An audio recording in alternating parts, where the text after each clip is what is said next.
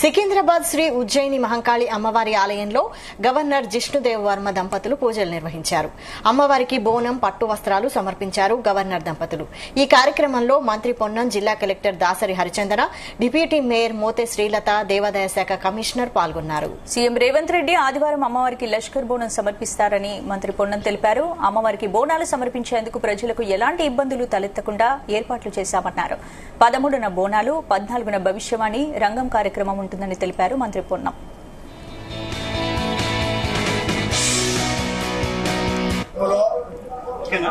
ప్రతి ఆషాఢ మాసంలో జరిగేటువంటి బోనాల పండుగలో భాగంగా జగదాంబ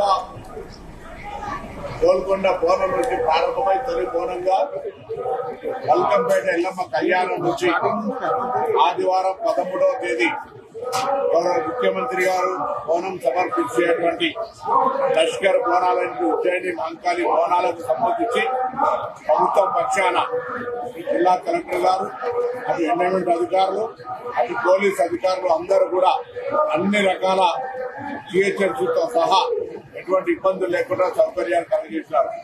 కానీ ప్రభుత్వం ఎన్ని సౌకర్యాలు కలగజేసినా ప్రజల సహకారం అవసరం.